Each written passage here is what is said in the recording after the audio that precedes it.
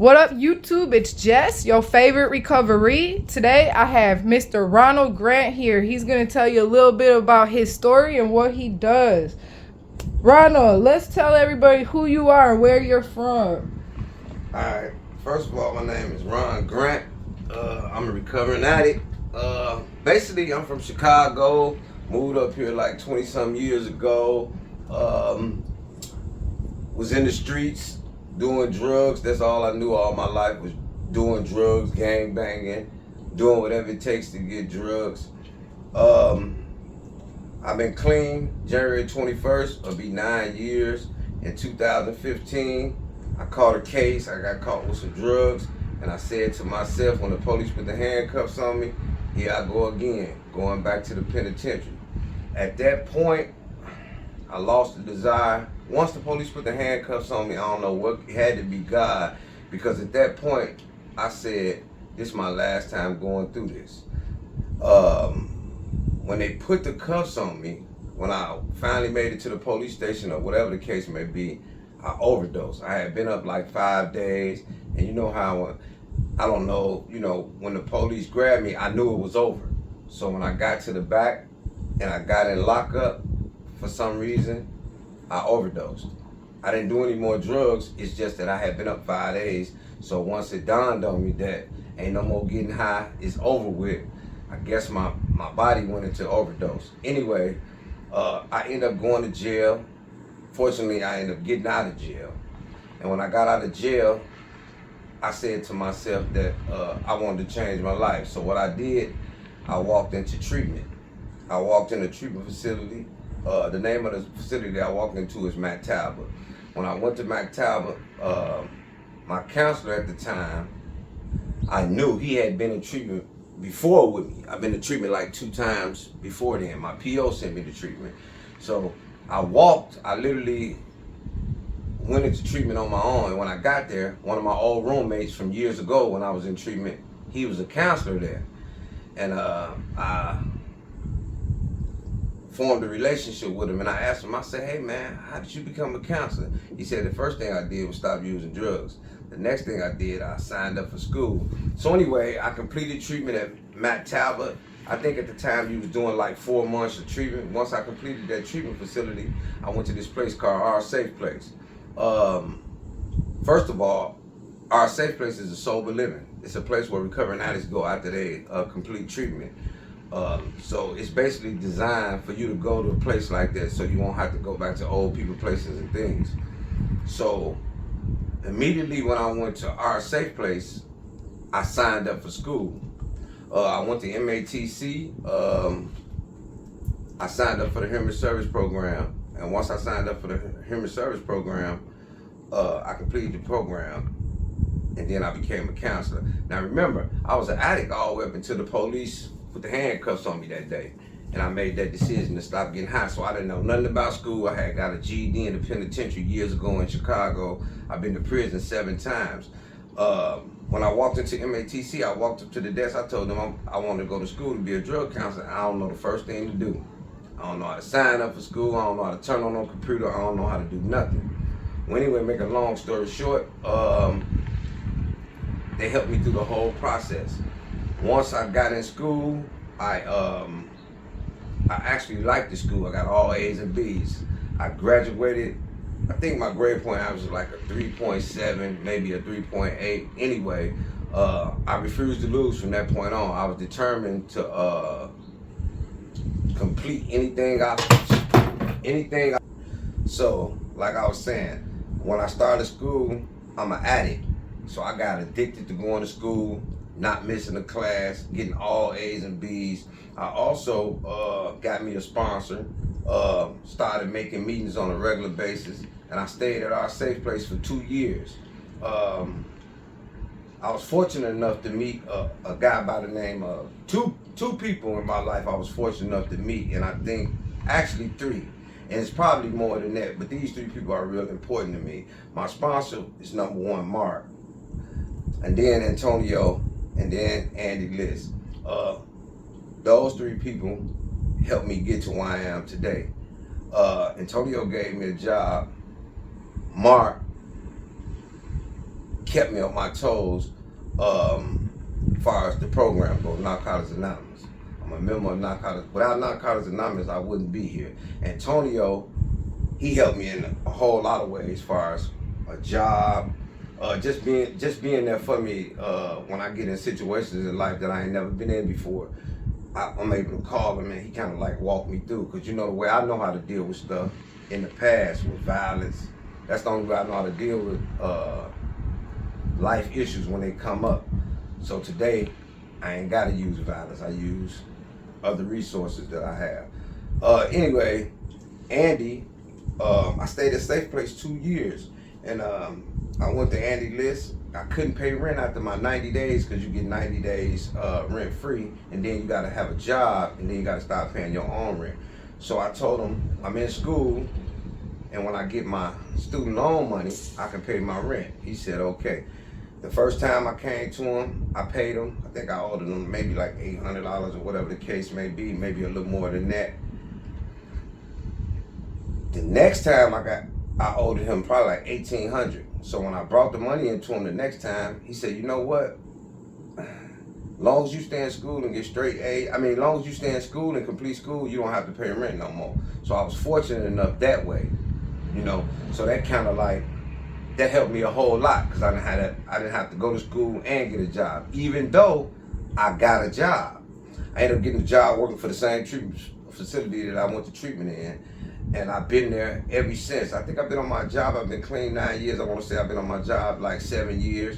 Like, my job is everything. Like, right now, I was a counselor. Right now, I'm a counselor / director of community outreach at First Step Detox, which is located at 2835 North 32nd Street in Milwaukee, Wisconsin.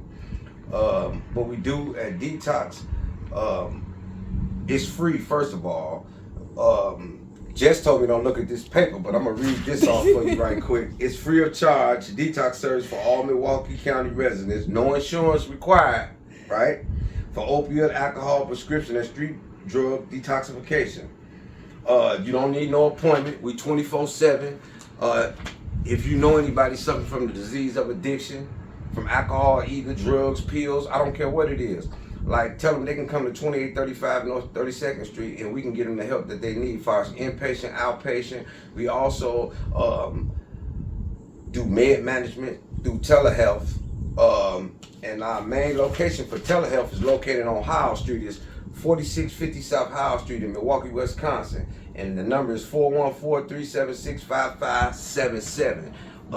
We help people with mental health, get hooked up, get connected. Let me just say connected to psychiatrists and stuff like that. We help people also that's on medication, get their medication, and stuff like that. So basically, I'm passionate about what I do. I go all around the city of Milwaukee, not just Milwaukee, Franklin, all the surrounding areas.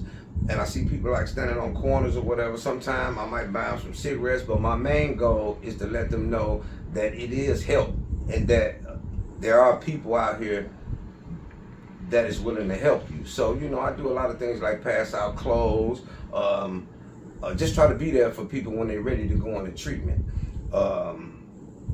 I could talk forever. I'm kind of, just to be honest with you, right now, my main goal is to help people that's addicted to any kind of drugs, basically. But we got this fentanyl crisis going on out there. And I know so many people like that's been dying off fentanyl. Like, I probably know, no bullshit, I probably know 100 people within the last couple of years, few years, let me say that, and died from drug overdose. It's so many people that people die today and we forget about them tomorrow. In what ways do you think our community can better support the individuals that are in that situation? Just try to be there for them. Let them know it is a way out. See, our people, we've been doing drugs for so long, and we've been living that way so long. Some people think they can just say, hey, you can just wake up tomorrow and just stop using drugs. It's possible, but people don't. It's very rare. You know, it's a process. People know what they know and do what they do. I did drugs over 30 years. You know how many times I said, I ain't getting high no more. 1,000,000 times. So I lost the desire to get high. I know what it feel like to be high of cocaine. I know what it feel like to heroin was my drug of choice. I don't want that feeling no more. And I'm so glad that I wasn't getting high when fentanyl was on the street, because I know I wouldn't be sitting here talking to you. Now I'd be dead. Like, I was a stomped down dope fiend, right? So I'm lucky enough to be surrounded with recovery is my job. I work 24/7, like literally. Like, this all I got to do now is try to help people that are suffering from the disease, because I know how hard it is. You know, the simplest thing keep people from getting their life together. People sit in group. I talk to clients that's in treatment right now, and they sit in group, and the simplest thing keep them from getting their life together. They say, like, it could be sex, it could be anything. You know, if I gotta, clients think like this, I gotta do this for the rest of my life. I gotta sit in group. And I like to tell clients that recovery ain't just sitting in group. You know, when treatment is one thing, recovery is another. You know, make a meeting, get a sponsor. It works if you work it, right? Call someone. Like, we gotta get used to, I tell people all the time, like, I'm used to being bored. Like, it's okay today. I just don't go outside without no destination. You know, I remember when I used to get high, I used to get up, put on my little rags, and I'm going outside. Didn't know where I was going, but I know what I was going to do. I was going to get high eventually, one way or another. You know, I did everything under the sun to get drugs. Everything I did was in the name of one more bag. Like, that was my whole existence. So I just want to tell people, you know, it starts first. You have to detox off the drugs. I don't know too many people who just wake up, especially heroin. I just can't wake up today, because the withdrawal be so severe. You'll die. Alcoholics too, the same way. You go into seizures or whatever. So come see me at Detox, and I guarantee you this, I'm gonna point you in the right direction, right? I might be a little rough around the edges. I might not speak all the big 5-syllable words, all that, but I know what works, right? And what works for me, right? A lot of people, everybody's not a member of NA or AA. But I'm telling you, I know what works. Narcotics Anonymous. It worked for me. It might just work for the next person, but whatever it is, I don't care what. Some people like church. Some people don't like anything. Some people just like to have somebody they can call and talk to, or something different to do. You know, I tell people to sign up for school. You got to chase something else, because we addicts by nature, right? So everything I do, I overdo it. That goes for work. Anything I do, I overdo it. You know what I'm saying? That's the disease in me. I know every day I got to take it one day at a time, because it can happen in a split second. You know, I can go from having 9 years clean to sitting in the dope spot if I ain't on my toes, right? So that's basically my story in a nutshell. Man, how do you maintain your own well-being though? Like, in preventing your own burnout while you're supporting others in their recovery process. Like, you're a busy dude. Like, you're running, zipping, and zooming all over the place. What do you do for yourself to keep yourself, I guess, sane? Well, I make meetings. I got a sponsor, and just being here talking to you, it do it for me. It's like a high for me. You know, helping people is like a high for me. Sometimes I get overwhelmed. Most of the time I don't. I got people walk up to me all the time. They tell me stuff like, when I first met you, I ain't like you. But then again, some of the stuff you were saying out your mouth, it came true. You know, I get people stop and thank me all the time. You know, I remember I used to hate your guts when I was in treatment. But what you told me, it came true. So I just want to thank you. You know, so that do it for me a lot. I get that a whole lot. Like, I don't like to take. One time my sponsor told me, you know, I used to get all A's in school, right? And people used to say, man, you're a smart dude. And I'd be like, man, I ain't smart. That used to intimidate me. It made me scared when people say stuff like that to me. My sponsor said, man, just own it. But if they told you was a stomp down gangster when you was in the street, you'll own that, right? And it made sense to me. Like, he's like, I used to be scared of success. I'm a humble dude. I keep it up front though. Every now and then I think to myself, I have to start all over again, because I got to remember where I came from. I'm never gonna get too big headed. Like, I gotta remember, like, at the blink of an eye, you know, I could be fucked up again. So I'm just so grateful to have the people around me that I have around me now. So that mean a lot. That mean a lot to me. My people. I need my people. I need my network of people. You know, I'm fortunate enough to have a sister that's in recovery, and she go hard. So I'm the type of person you got to be straight up with. I can't take the cradle rocking, as I call it, right? I like you got to shoot from the hip for me, because the first time, you know, where I come from, when I was in the disease, when people would be professional with me, right? I used to go into character all the time. So that's how I kind of work with my clients. Like, everybody can't take my approach, but the people that can, I give it to them, you know. The people that can't, sometimes I push the envelope, because I know I'm trying to do the right thing. I mean well, you know. But at the same time, I gotta be aware that a lot of people, you can't approach everybody the same, you know. So I'm learning every day, more and more, how to be professional in my approach. But I don't know how successful I'm gonna be in that, because that's just not me. You know what I'm saying? That's just not me. I see people die every day. They gotta hear the hard, cold truth, though. You know what I mean? Yeah. Because when they're in the streets, they get in the hardcore truth. Pretty much. They're in basements, they're in alleys, and then they come into you know what I want to say? It's so hard trying to help a person help themselves. That's the hardest job in the world. People just don't know, man. Because you got to remember, the disease in them want to get high. You know, your brain tells you two different things all the time. It tells you, you know you gonna die if you continue to get high, but at the same time, it's telling you go get a bag of dope. That's the most crazy stuff I ever heard in my life. But like I tell people, you know, your best thinking got you right here. The best thing to do is start taking some suggestions. Like, when I first got clean, like, I couldn't make the right decision a lot of times. So that's why my sponsor and my other friends come in, and sometimes I have to call people and run just simple stuff, run it down. What you think about this? And they'll give me their opinion. I can either take it or I can leave it. You know, most of the time I take it, because, you know, if I start listening to myself too much, I'm gonna end up fucked up somewhere. You know what I'm saying? So it's a one day at a time thing with me.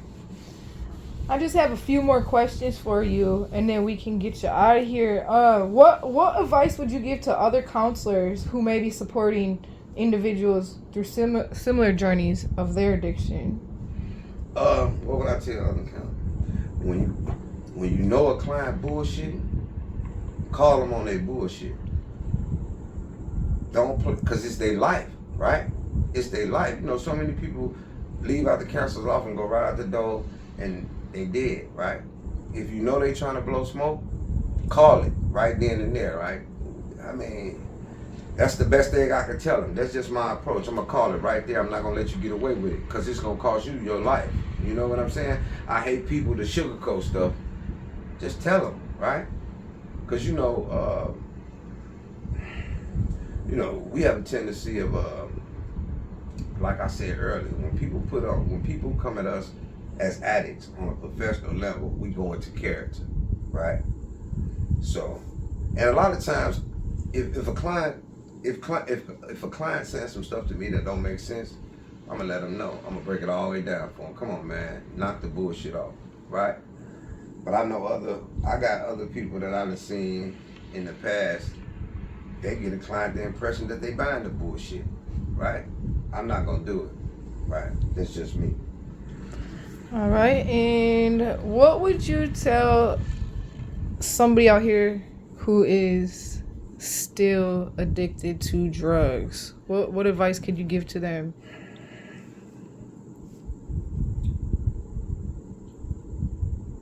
The disease is deadly, and it's working 24/7. You got to put yourself in a situation where you can clear your mind and give yourself a chance. And the only way that I know that you can do that is go to treatment. Come to Detox and just try it. The doors don't lock. You can leave anytime you want to, but you at least got to give it a try. And maybe you just might hear something through that process that just might save your life, right? You'll never know if you don't try it, right? We scared of the unknown. I like to tell people like this: you got to get uncomfortable to get your shit together. If you comfortable, something wrong, right? We're not gonna change if we comfortable. And a lot of my clients comfortable just where they at, out in the streets, homeless, nothing to eat, all their money going to drugs. So you got to kind of challenge yourself, because I have no doubt in my mind. I don't know when they're gonna clean. You never know when a client gonna get clean. I got a lot of clients that I deal with now, and I know they want to be clean, but they just can't get over the hump, right? So the best advice is I can tell them is, man, go to treatment. Treatment give you time to clear your mind. If it ain't nothing but for 30 days, right? You can kind of see a little clearly, and then make a decision. Do you want to go this way, or do you want to go that way? Because a lot of times when they're in the use, how we used to do, get high and then say, man, it's my last day, I'm getting high. Tomorrow I'm going to do woo-wop-de-bam. But we still in the spot. You understand? And we end up high tomorrow again and again and again. I looked up, I had been getting high 30 years. Had never did nothing in life, never been nowhere, never paid rent, never had a car, never had nothing. All I did was go to prison and get high.